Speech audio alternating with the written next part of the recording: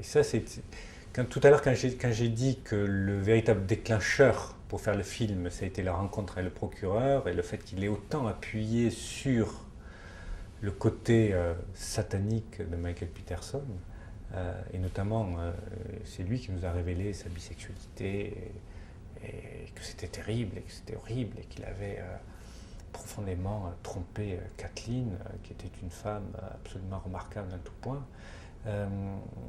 En même temps, pour appuyer ça, c'est vrai que quand on regarde véritablement comment se sont déroulées les premières heures de l'enquête, ça démontre bien ça. C'est que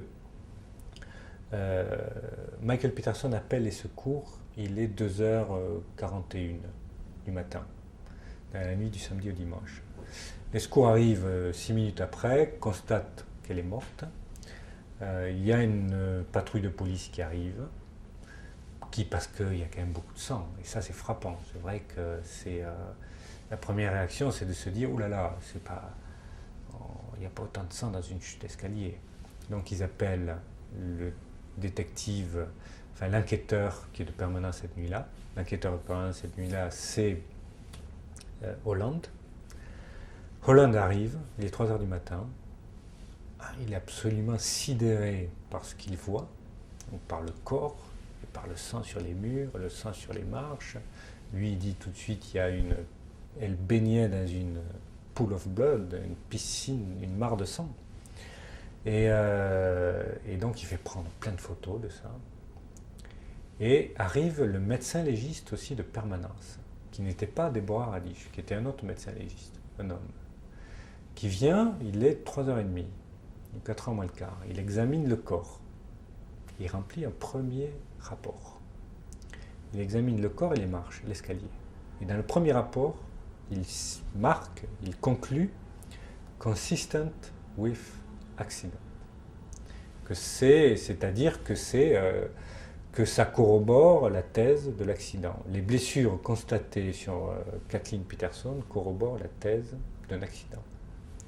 Bon, c'était une première conclusion de rapport, mais enfin, c'est quand même un médecin légiste qui était sur place. Et il dit ça à Hollande. Il dit, pour moi, oui, au fond, oui, elle a pu tomber comme ça, elle s'est fait des entailles sur les marbres. C'est plausible. Pour moi, c'est plausible. Mais Hollande n'était pas satisfait du tout de ça. Donc, avec les photos qui avaient été prises, les 2-3 photos développées, il va voir un juge qui réveille à 5h du matin. Le juge voit les photos, moi, il dit, oh, quelle horreur, signe un mandat de perquisition. Et Hollande revient à 5h30 avec 26 policiers et décide de fouiller toute la maison et fouiller les entours de la maison pour trouver une éventuelle arme du crime. Enfin. Et c'est là, à ce moment-là, qu'il fouille l'ordinateur, qu'il trouve les emails, qu'il trouve les photos, rien n'était caché dans l'ordinateur. Il suffisait d'ouvrir l'ordinateur, de cliquer dans 2-3 icônes, d'ouvrir le bureau de Michael Peterson, il y avait un petit dossier avec des trucs.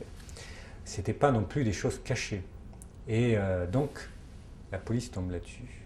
Et là, pour Hollande, c'était bingo. On a trouvé que ce type qui se présentait, ce couple qui se présentait comme un couple idéal, parfait, qui vivait un amour exceptionnel, en fait, pas du tout.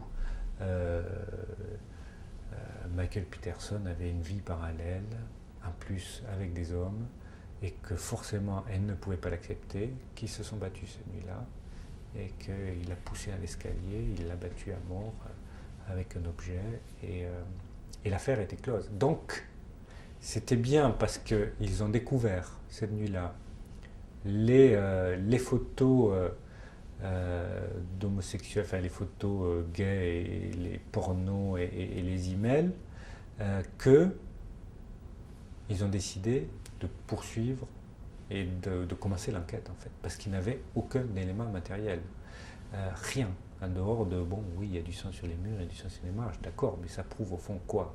Ça prouve pas non plus que c'est un meurtre. Et le médecin légiste avait dit, encore une fois, finalement, ça corrobore la thèse de l'accident. Donc il n'y avait rien. C'est véritablement en découvrant la bisexualité que l'enquête a démarré. Si cette nuit-là, il n'avait pas découvert ces photos, ces emails, moi je reste persuadé qu'il n'y aurait jamais eu de procès.